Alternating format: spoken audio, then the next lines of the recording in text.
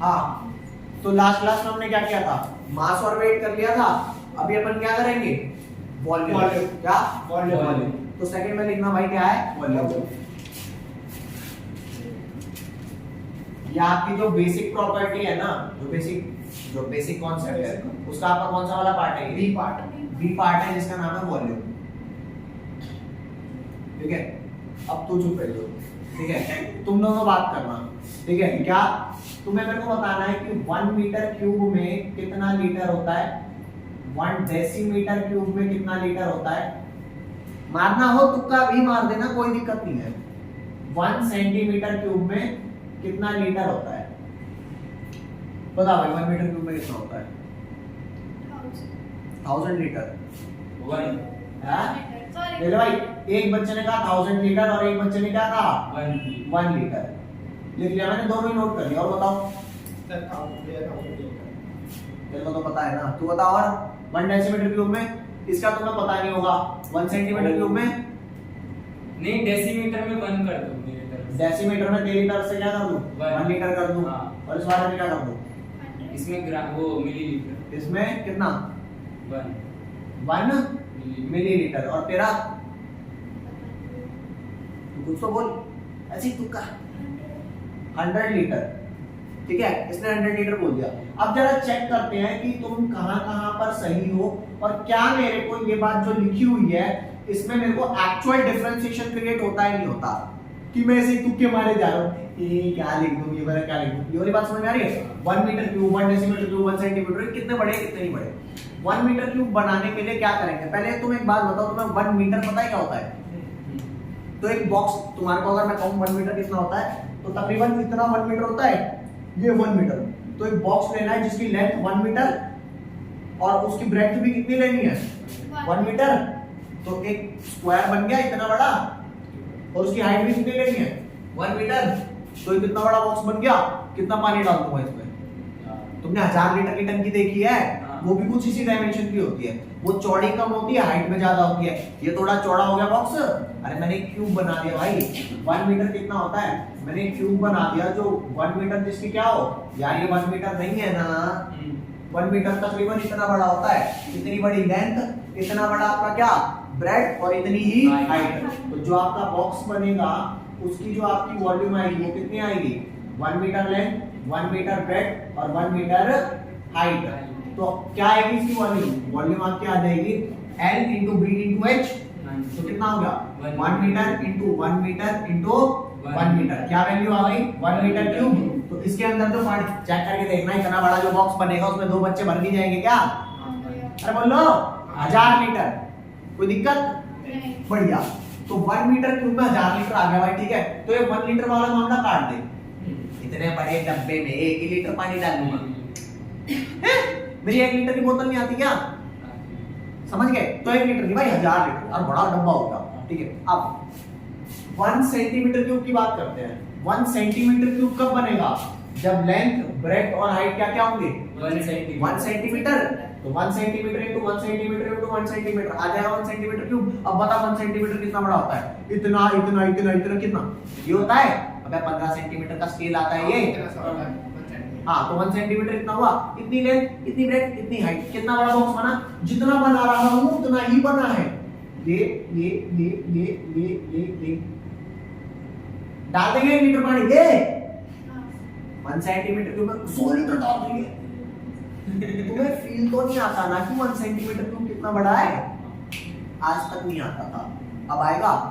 1 centimetre cube का 1 centimetre 1 centimetre 1 centimetre cube बन गया 1 सेंटीमीटर क्यूब। अब बेटा 100 लीटर तो नहीं डलने वाला, मिलीलीटर में बात करें कृपया।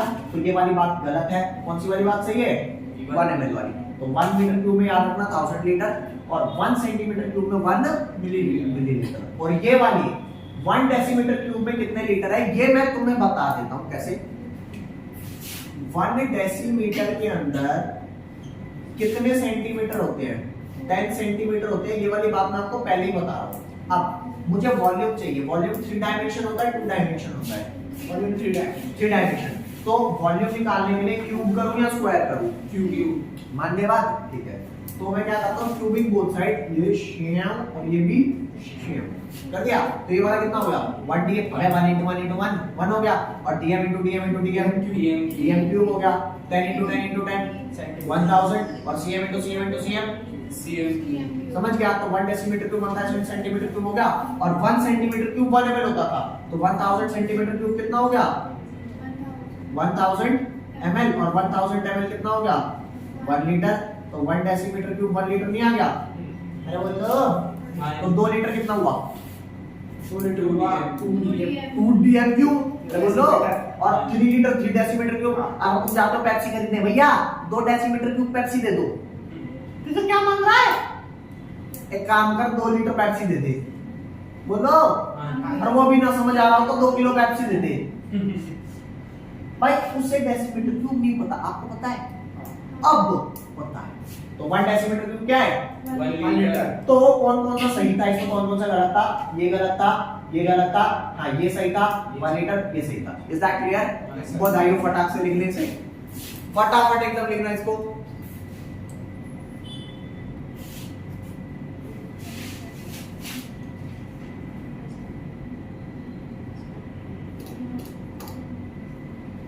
तो भाई अब आप बताओ, यहां तक कोई लोचा हो तो कोई लोचा नहीं ना।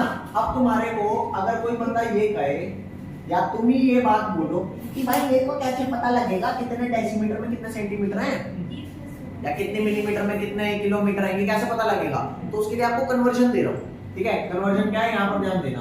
कन्वर्जन आपकी ये है, यहाँ पे बचपन में क्या कराते थे, किलो, हेक्टो, डेका, फिर यहाँ पर लिखते थे मीटर, फिर यहाँ पर लिखते थे डेसी, फिर यहाँ सेंटी, और यहाँ मिली। समझना, ये मीटर एक कोफिशिएंट है, अरे मीटर कोई चीज मान लो यार वो, और ये प्रीफिक्स है जो मीटर से पहले लगेंगे, kilometre, hectometre, decametre, metre, decimetre, centimetre और मिलीमीटर। और जरूरी नहीं है कि ये सब मीटर के ही पहले लग सकते हैं, आप ग्राम भी लगा सकते हो। क्या बन जाएगा, किलोग्राम, हेक्टोग्राम, डेकाग्राम, ग्राम, डेसीग्राम, सेंटीग्राम, मिलीग्राम। भाई तेरा मन करे इनके आगे अपना नाम लिखा दो, गधा, आई एम अ गधा, किलो गधा, हेक्टो गधा, डेका गधा, गधा, डेसी गधा, सेंटी गधा, मिली गधा। ये बात समझ। तो यहाँ बता दे, तू कहता है कि मेरे को किलोमीटर में कितने मीटर है ये बताओ,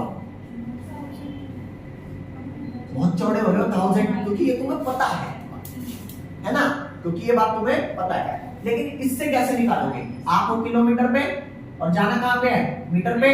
कितनी सीढ़ी नीचे उतरू, 1 2 3 है ना, तो 10 की पावर +3, तो 10 की पावर +3 क्या होता है, 10 into 10 into 10 1000 metre. Is that clear guys? तो अगर कोई बोले 1 डेसीमीटर में से सेंटीमीटर पे जाना है, तो 1 डेसीमीटर से कितने सेंटीमीटर, कितनी सीढ़ी नीचे उतरू, 10 ओ 10 की पावर 1, दैट इज 10। वाह भाई, अगर ऊपर से नीचे आया तो प्लस पावर, और नीचे से ऊपर गया तो 10 की power negative. Is that clear? Yes sir. बधाई हो, ये वाली बात समझ आ गई। और यहाँ पे किलो होता है K, हेक्टो होता है H, डेका होता है ये कैपिटल D होता है, ये स्मॉल d होता है, ये C होता है, और ये अबे इसी D और D में तो फर्क चाहिए, और ये तो मीटर M होता है सिर्फ। चले भाई फटाफट लिख इसको। अरे एक चीज और ध्यान देना भाई, तुम्हारे को ये याद करने का तरीका बता दूं। ओ भाई भाई ओए, ये याद करने का तरीका मैंने तो ऐसे याद कर रखा है, किलो हेक्टो डेका 30 सेंटीमीटर, मैंने तो ऐसे याद कर रखा है। वैसे तुम्हारे को याद करने का तरीका बताता हूं। इसको बोलते हैं किंग हेनरी डाइड। क्या बोलते हैं, किंग कौन सा किंग है, हेनरी। हेनरी किंग है, हाँ ये हेनरी, ये हेनरी है। King Henry died, mother didn't cry much. इतनी इंग्लिश रेड थे भाई। ओ भाई किंग हेनरी, ये छोटी क्लास में इंग्लिश स्कूलों में पढ़ाए जाते हैं, हम कौन से हैं, Hindi medium. King Henry died, mother didn't cry much. Okay, ऐसे ये याद करने का तरीका है, तुम कैसे मर्जी याद करो। चलो इसको हटा दो, तो ले भाई ये हटा दो भाई। वॉल्यूम हमारा डन हो गया, कोई लोचा हो तो बताना भाई।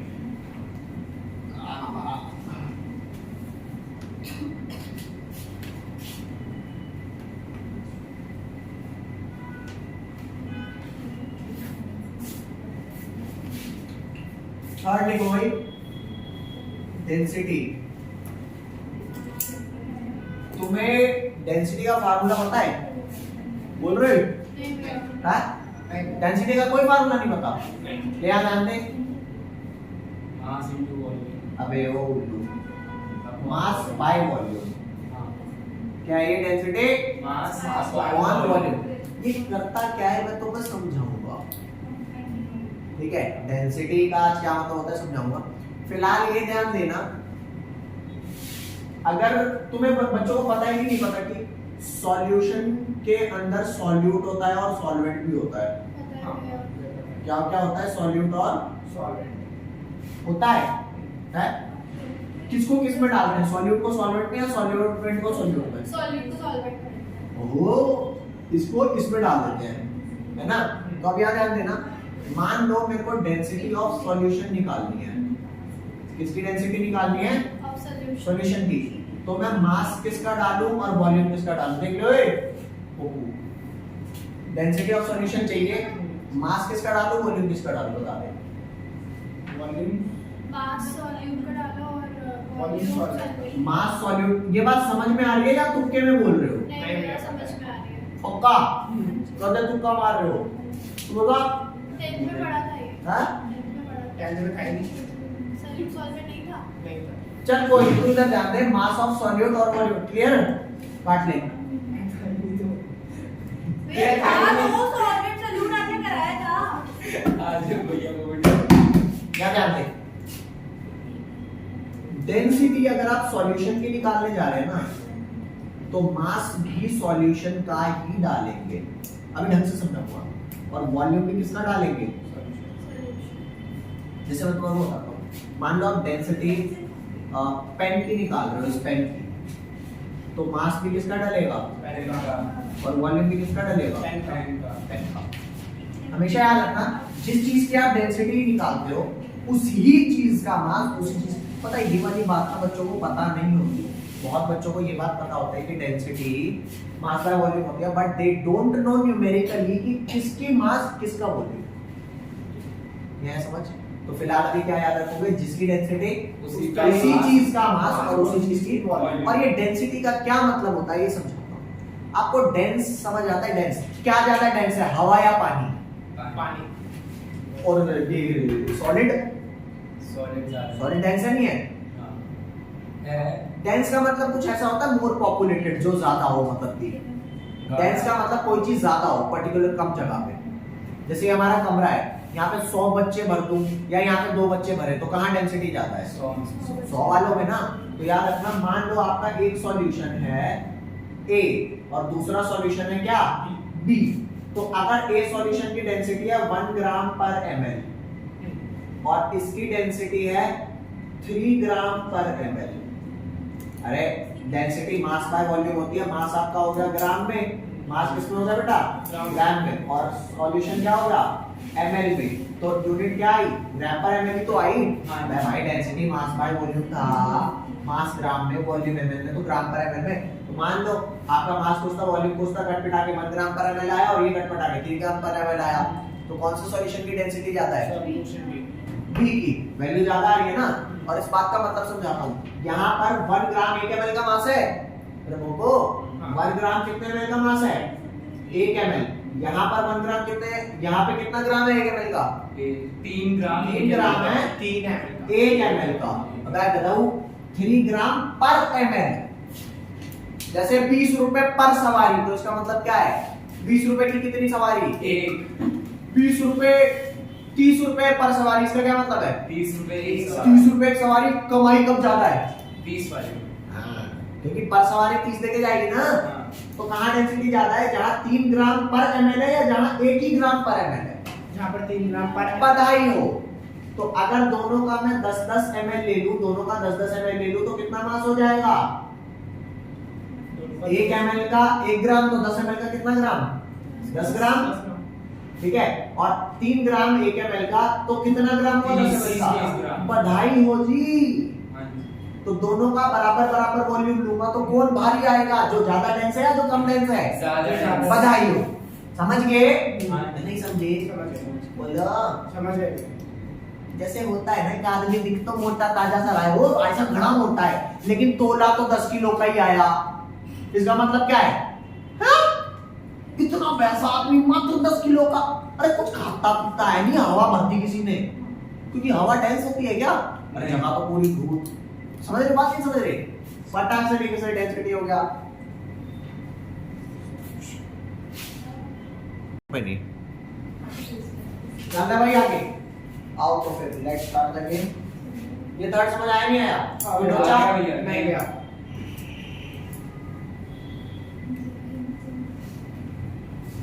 चल भाई जाओ जाओ जाओ जाओ जाओ, जाओ।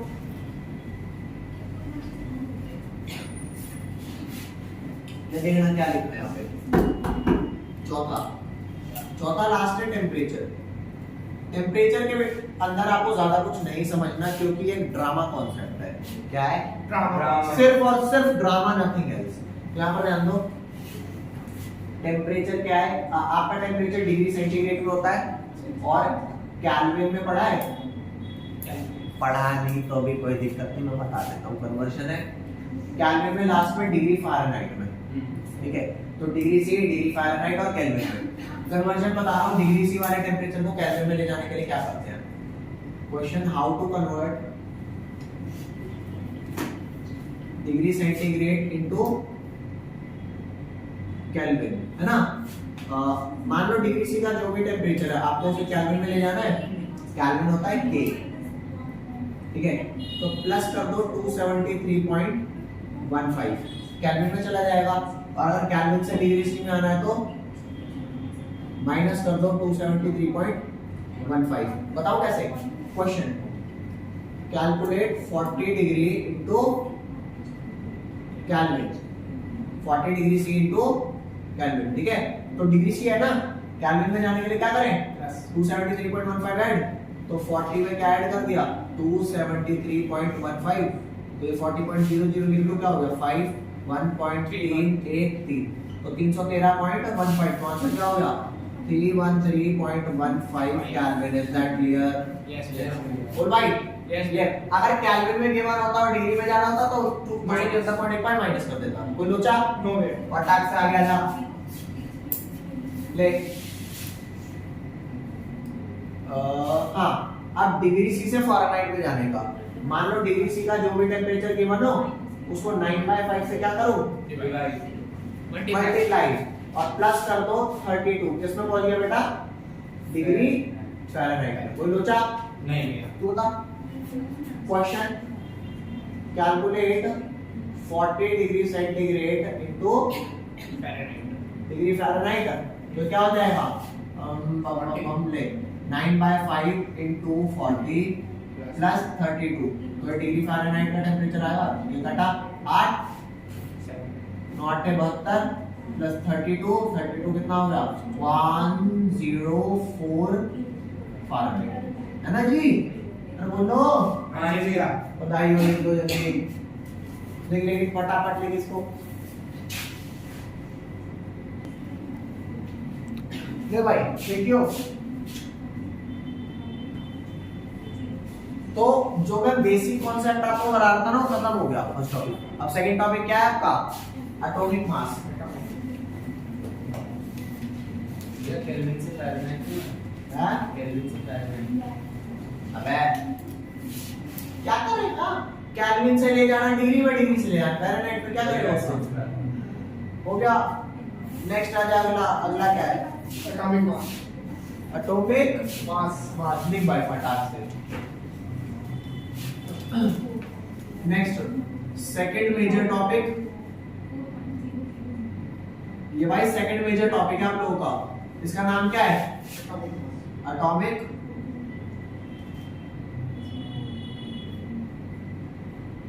तो भाई सच्ची बताऊं तो एटॉमिक मास थोड़ा डिफिकल्ट कॉन्सेप्ट है, ठीक है?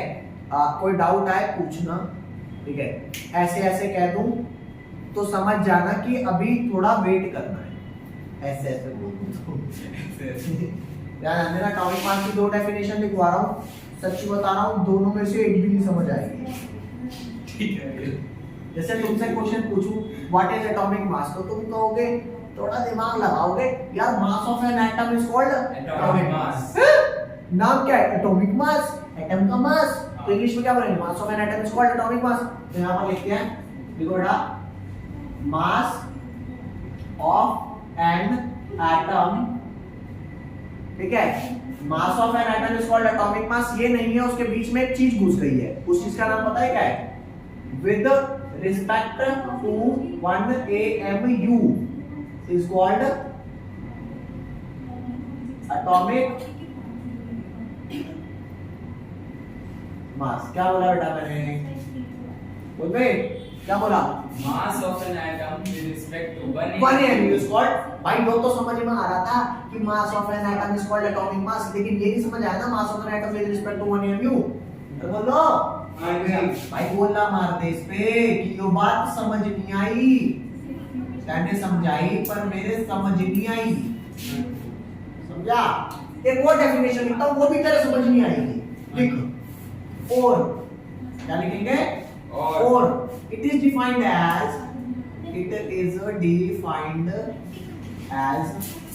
The relative mass of an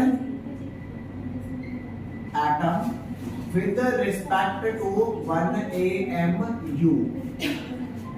देख, पहले तो तूने सिर्फ लिखा mass of an atom with respect to 1 AMU।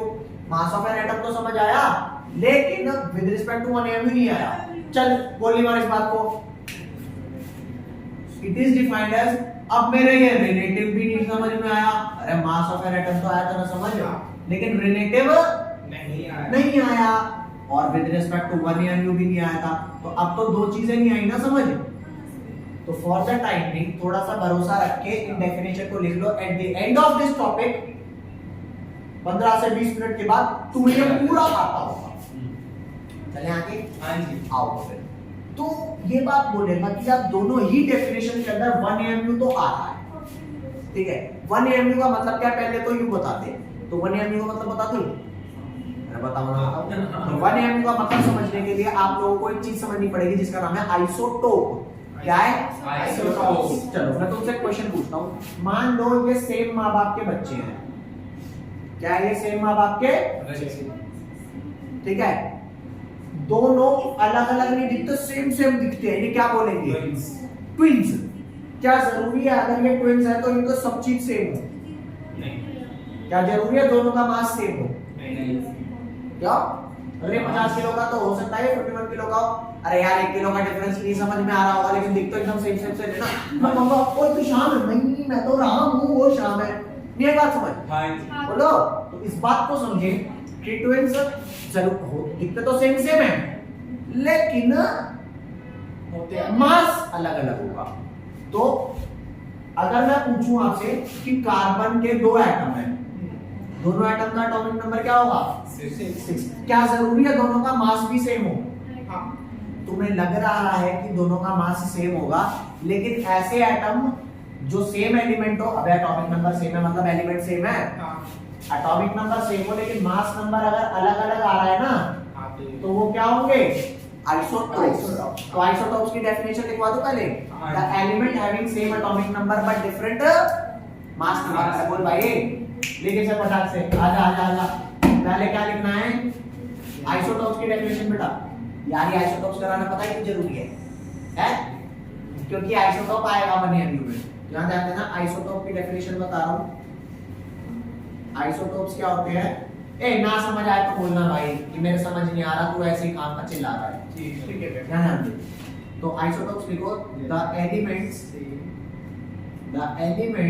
Having same atomic number. ओए एटॉमिक नंबर जैसे कार्बन का 6 होता है, नाइट्रोजन का 7 होता है, तो 2 एलिमेंट का अगर एटॉमिक नंबर सेम है मतलब सेम ही एलिमेंट है ना, लेकिन मास दोनों के अलग है। हाँ, तो उन्हें क्या बोलेंगे? आइसोटोप। ना ट्विंस मत बोल देना। हाँ जी। ध्यान देना, the elements having same atomic number but different क्या हो? Mass number is called isotopes. क्या बोलेंगे बेटा? आइसोटोप। बधाई लो। एग्जांपल दो आइसोटोप्स के। Example isotopes of carbon are मान लो एक तराजू हो जिसकी तोलने की क्षमता मात्र 50 किलो, तुमने उस पे 51 किलो वाला ट्विंच डाल दिया तो तराजू टूट नहीं जाएगा? बोलो। तो तराजू कहेगा यार क्या डाल दिया, पिछली बार तो तूने यही बंदा डाला था, हल्का था। अरे भाई ये वो बंदा नहीं है, दूसरे वाला है, दिख सेम रहा है बस। तो आइसोटोप्स ऑफ कार्बन की अगर बात करूं तो कौन कौन से कार्बन के आइसोटोप है? देख कार्बन एलिमेंट है, इसको रिप्रेजेंट कैसे करते हैं कार्बन के आइसोटोप? एटॉमिक नंबर तो सबका 6 ही होगा, तो इसलिए जनरली एटॉमिक नंबर नहीं मेंशन किए जाते। अरे यार एलिमेंट मेंशन कर दिया मतलब एटॉमिक नंबर मेंशन हो गया। हाँ मास लिख देते हैं, carbon 12 isotope, carbon 13 isotope, carbon 14 isotope, और नीचे क्या आएगा 6 और 6। ठीक है, अब तुम बताओ इनमें से भारी कौन सा है सबसे? 14 बताओ कौन सा भारी है? तो अगर मैं बोलूं कार्बन 12 आइसोटोप तो ये वाला आइटम लेके आ रहा है। अगर मैं बोलूं ओए कार्बन का भारी वाला ले आ तो कौन सा लाएगा? 14। वेरी नाइस, समझ गए। नाइट्रोजन के आइसोटोप बताऊं? हाँ मैं नहीं बता रहा, नाइट्रोजन का होते हैं, मैं नहीं बता रहा। यहाँ तक आइसोटोप समझ आया? आ गया। बताइए। तो ये आ गया। अब तुम्हारे को AMU समझाता हूँ। क्या समझाता हूँ? कहोगे ना ये बार-बार AMU टर्म भी आ रही है भाई, हम तो पहले क्लियर कर तभी तो मैं समझ पाऊंगा एटॉमिक मास क्या है। आ जाए 1 AMU पे, आओ। 1 AMU को पहले तो बता देता हूँ कि क्या होता है। इसे डिफाइन पता है क्या करते हैं? देखो 1 एटॉमिक मास यूनिट, लेकिन ये एटॉमिक मास यूनिट होती क्या है पहले इसे बता तो सही। बोल भाई तो इसकी डेफिनेशन बताता हूँ क्या है। क्या सामने ध्यान देना भाई, ले लिख ले पहले, तू लिख लिया, ये ध्यान दे। क्या ये? हाँ क्या ये? और फेंक दूं? कैच कर ली, फिर फेंक दूं नीचे, फिर कैच कर ली। बॉल है ना, इसको तराजू में रखूंगा, बता भाई तेरा कितना मास है, तो मास आ जाएगा या नहीं आ जाएगा? वो कितने ग्राम है? 10 ग्राम, 20 ग्राम, 1000 ग्राम, जितना भी मास आ जाएगा। फिर इसको मैं ऐसा आधा कर दूंगा, टक आधा कर दूंगा और आगे वाले को नापूंगा, तो मास आधा नहीं हो जाएगा? फिर इसके 4 टुकड़े कर दूंगा तो कितना मास आएगा? 1/4। 5 कर दूंगा 1/5, 12 करते हैं 1/12 मास हो गया। तो कार्बन का जो 12th आइसोटोप है ना 13 और 14 नहीं, कौन सा हल्का कौन सा है? हल्का कौन सा है? हाँ, तो कार्बन 12 का 1/12 मास ले ले, मतलब कार्बन 12 के 12 टुकड़े कर दे, तो जो एक टुकड़े का मास आया ना उसे जाके तोड़ ले, वो 1 एटॉमिक मास यूनिट है। क्लियर? तो क्या मैं कह सकता हूँ the mass of exactly 1/12 mass of 1C12 atom. अरे 1C12 एटम का मास का 1/12 पार्ट इज कॉल्ड 1 AMU। लोगो तो भाई हाँ जी। अब बताइए यार एक 1 AMU की डेफिनेशन, बस एक मिनट रुक जाओ भाई, एक मिनट। 1 AMU का हुआ, लिखो इसे क्या बोले इसे? हाँ यहाँ लिख 1 AMU को आप पूरा लिख सकते हैं। 1 atomic mass unit may be defined as the mass of exactly 1/12। अरे कितना पार्ट? 1/12 1/12 मास, अरे 12 से डिवाइड करके 1/12 part of 1/12 part of 1C12 atom. ठीक है जी। अरे एक C12 एटम का ले यहाँ पे लिख भी दे 1 AMU कैसे डिफाइन करेंगे? 1 AMU डिफाइन करेंगे क्या? मास ऑफ 1C12 एटम, उसको कितने से डिवाइड करूं ताकि 1 AMU आ जाए? 12 से ना, क्योंकि भाई 12 में 20 का मास था। अरे बोलो भाई तो 12 से डिवाइड करूं ना करूं तो 1 AMU की वैल्यू आ जाएगी। अब याद करो मैंने आपको मोलर मास पढ़ाया था। एक पेन का मास जो भी है इसका मोलर मास निकालने के लिए किससे मल्टीप्लाई करूं? 6.022 into 10⁻²⁵ सब वही मोलर मास होता था। और अगर किसी चीज का मोलर मास गिवन हो 1 का निकालना हो तो एवोगाड्रो नंबर से अरे वाह बेटा वाह। तो यहाँ ध्यान देना, मास ऑफ 1C12 एटम अगर मेरे को ना गिवन हो, क्या गिवन हो? मोलर मास, तो मोलर मास को डिवाइड कर दूंगा एवोगाड्रो से तो मास ऑफ 1C12 एटम आ जाएगा। तो लिखना मोलर मास, mm क्या है? मोलर मास ऑफ C12 क्या होता है? मोलर मास ऑफ कार्बन 12 क्या होता है? 12 ग्राम पर मोल। क्या होता है बे? अबे मोल का मास 12 ग्राम होता है, ये बात समझ में आ रही है नहीं आ रही? ठीक है, तो मास ऑफ 1 C12 एटम क्या हो जाएगा? मास ऑफ 1 C12 एटम क्या हो जाएगा बेटा? वो जो मास है 12 ग्राम पर मोल, उसको किससे डिवाइड कर दूं? एवोगाड्रो नंबर से कर दूं? हाँ जी भाई इतने ही एटम होते हैं ना पर मोल। अबे 1 मोल में इतने ही एटम होते हैं। हाँ जी। 1 मोल से मोल कट गया तो बचा क्या? 12 अपॉन में 6.022 into 10 की पावर 23 ग्राम, यही तो बचा। हाँ जी। ये वैल्यू किसकी आ गई? मास ऑफ 1 C12 एटम आ गया। अब मास ऑफ 1 C12 एटम की जगह डाल दूंगा डिवाइडेड बाय दूंगा, ये भी नहीं आ जाएगा। भाई लो चाहे तो प्लीज बोलो। दोबारा सुन, मैंने कहा 1 AMU एक कार्बन 12 एटम का जो मास था डिवाइडेड बाय 12 आ गया, ठीक है। लेकिन मेरे को मास ऑफ 1 C12 एटम नहीं दिया, C12 का मोलर मास दे दिया, मतलब 1 मोल एटम का मास। तो 1 मोल एटम का मास अगर दे दिया तो 1 मोल से डिवाइड करूंगा तो 1 का आ जाएगा ना। और वो जो 1 का मास आया उस 1 के मास को यहां रख दो, mass of 1 C12 atom divided 12 1 AMU आ जाएगा। तो निकाल दो 1 AMU। नहीं आई समझ? माना भैया मेरे को पूछना है क्या नाम है, हमने 12 इसलिए लिया क्योंकि C12 है या फिर 12 ही लेते हैं? वो एक लंबी कहानी है, मात्र इस चैप्टर तक का वेट करो, ढंग से समझाऊंगा क्यों 12 लिया। बढ़िया तरकीब, सच कह रहा है। मुझे कैसे पता लगेगा कि 1/12 ही लेना था? मैं तो हाफ भी ले सकता था, 1/3 भी ले सकता, 1/4 भी ले सकता था ना। बोलो तो 1/12 क्यों लिया? इसके पीछे एक रीजन है, तो यहाँ ध्यान देना। ये उठा के यहाँ डाल दो, ठीक है। मास ऑफ 1 C12 एटम की जगह तो 1 AMU की वैल्यू क्या आ जाएगी? 12 अपॉन में 6.022 into 10 की पावर 23। क्या आया भाई? 10 की पावर 23 इतना ग्राम डिवाइडेड बाय 12। तो 12 से 12 गया, बचा क्या? 1 अपॉन 6.022। पहले बता लेफ्ट वाला पार्ट मिटा दूं? वो नहीं मिटाऊंगा, सिर्फ ये मिटाऊंगा। मिटा दो? हाँ, लिख लिया। हाँ।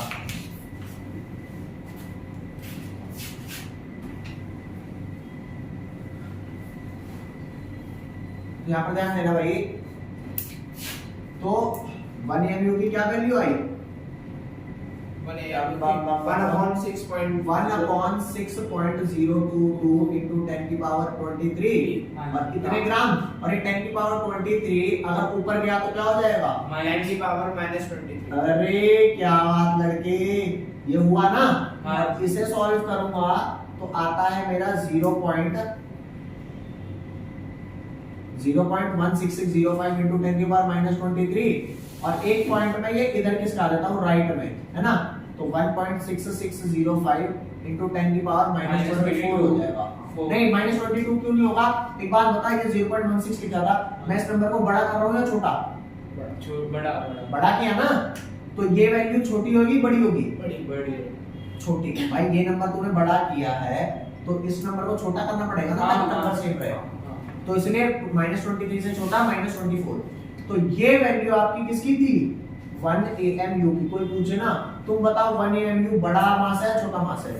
1 AMU बड़ा मास, छोटा मास। बताओ छोटा क्यों? क्योंकि 10 की की पावर -9। हाँ। और वैसे भी यार तुम सोचो एक एटम कितना भारी होता है। थप्पड़ मारो एक एटम को, हवा में कितने सारे एटम है, पटाख लगी हाथ में चोट। और भाई एक एटम का मास ही नहीं है। यही बात समझ।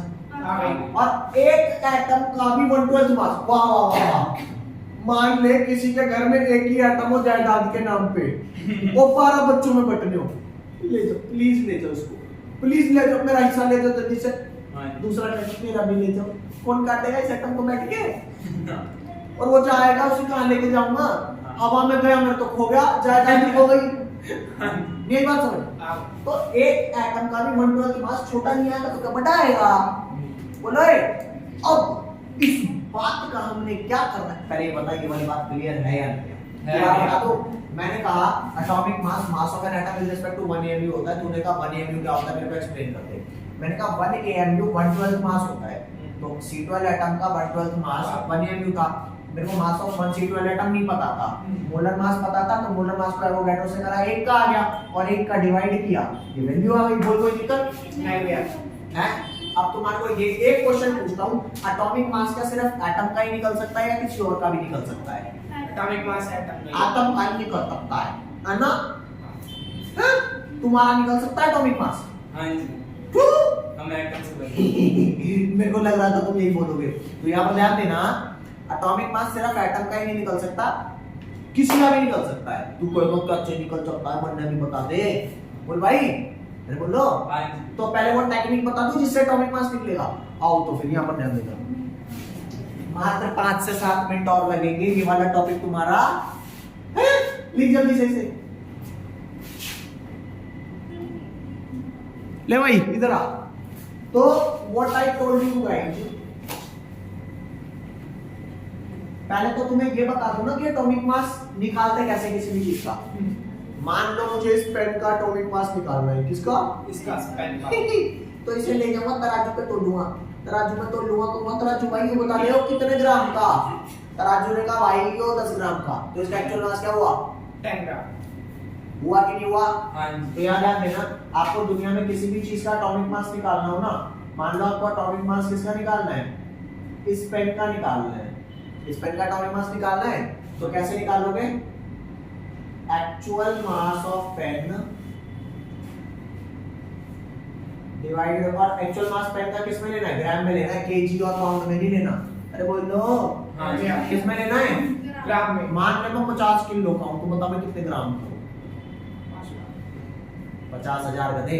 अब आप 50 1 किलो में 1,000 ग्राम होते हैं, हाँ तो जी। 50 किलो में 50,000 ग्राम। हाँ जी। तो ग्राम में वैल्यू डालनी है। तो एटॉमिक मास ऑफ पेन जो भी है वो कैसे निकलेगा? एक्चुअल मास ऑफ पेन जो भी हो डिवाइडेड बाय 1 AMU की वैल्यू, और बता दे 1 AMU की वैल्यू क्या है? 1.6 तो फिक्स है ना, फिक्स है वैल्यू। वो हाँ जी भैया। मुफ्ते भी मान ले इसकी वैल्यू कितनी थी? 10 ग्राम थी ना, डिवाइड कर दिया 1.6605 into 10 की पावर -24 ग्राम, कट गया। तो देख जब ये कटा ग्राम से ग्राम तो डायमेंशनलेस नंबर आया, तो इसको सॉल्व करके जो भी नंबर आया होगा वो एटॉमिक मास होगा किसका? पेन का। तुझे गधे का निकालना है एटॉमिक मास, तो जा गधा पकड़ के ला, उस गधे को कहना देख तराजू पे तेरा मास क्या है, उसको ग्राम में कन्वर्ट करते ना गधे का मास, गधे के मास को 1 AMU से डिवाइड करते ना, गधे का एटॉमिक मास आ गया। गधे को कहना ये लो आपका एटॉमिक मास, ये आपका यूनिक आइडेंटिफिकेशन कोड है हाँ जी। जो खाने पीने से बढ़ घट सकता है। समझ गए? अरे बोलो। हाँ जी भैया। तो किसी भी गधे का एटॉमिक मास निकालो, ये बात समझ।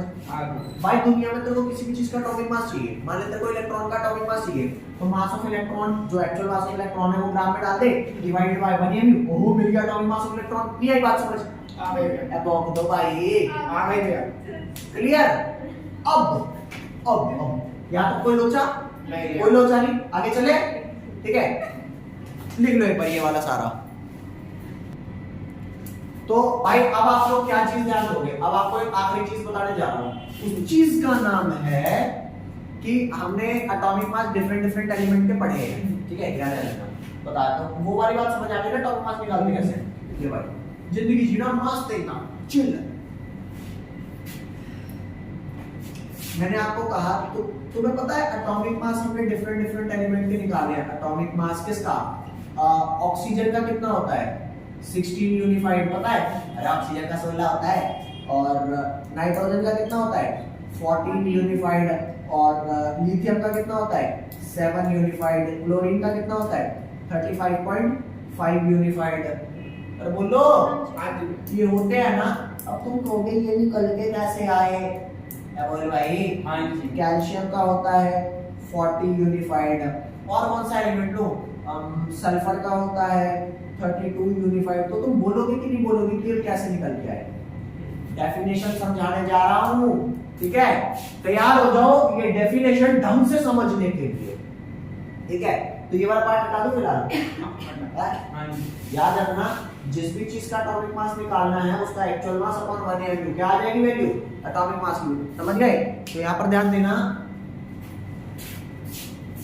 मान करके चल, मैंने कहा मुझे एटॉमिक मास किसका निकालना है?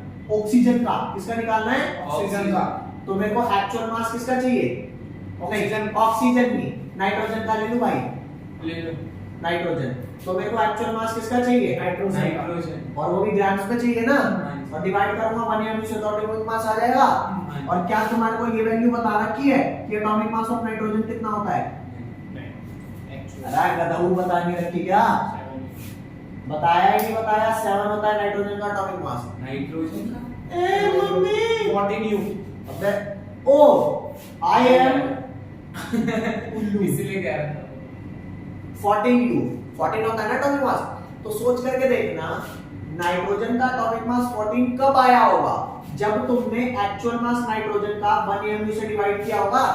अबे एक्चुअल मास ऑफ O जो भी होगा, मास ऑफ N जो भी होगा उसको डिवाइड किया होगा 1.6605 into 10 की पावर -24। भाई ये वाली वैल्यू भी ग्राम में होगी, ये वाली वैल्यू भी ग्राम में होगी, तो ग्राम से ग्राम कट गया। तो जब इस नंबर को इस नंबर से काटा होगा तो 14 आया होगा, नहीं आया होगा? हाँ। तो सच्ची बताना क्या इसको और इसको डिवाइड करके तभी तो 14 आएगा जब इसको और इसको काट के 14 आ रहा होगा। अरे ये 14 टाइम्स होगा ना यार, इस नंबर का ये नंबर 14 टाइम्स होगा तभी तो कट पीट के 14 आया है। हाँ जी। अगर ये नंबर इसका 3 टाइम्स होता तो कट पीट के क्या आता? बताइयो, ये बात समझ। हाँ जी। अगर ये नंबर इस नंबर का 10 टाइम्स होता तो कट पीट के क्या आता? 10। तो एटॉमिक मास पता है क्या होता है कि जिस भी चीज का एटॉमिक मास निकाल रहे हो ना 1 mu का वो कितना टाइम्स है। अरे कितना गुना है, नहीं आई बात समझ? हाँ भाई बब्बो हाँ भाई। तो ग्राम से ग्राम कट गया, तो ये 14 टाइम्स है ना, तो 14 टाइम्स को यू लिख देते हैं U 14U कि 1 mu का 14 टाइम्स। अरे बोलो हाँ ये भाई बात समझ हाँ में भाई, आई? हाँ भाई, हाँ भाई। कोई लोचा नहीं भैया। बब्बो दोबारा। नहीं। तो क्या मैं कह सकता हूं कि मास ऑफ क्या ये 14U इसका एक्चुअल मास है नाइट्रोजन का? नहीं।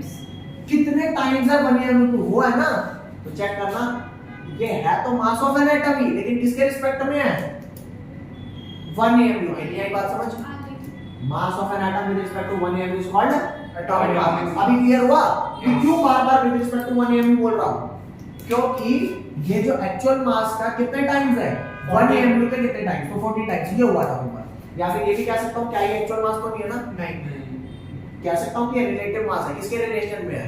ये So, तो it is defined as the relative mass of an atom with respect to 1 mu।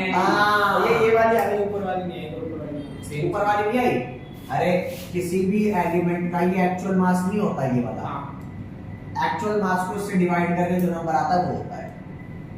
तो भाई तो हो गया कितने टाइम्स है? अब भी नहीं आएगा नहीं आ गए। पक्का? फटाक से लिखो इसको जल्दी से।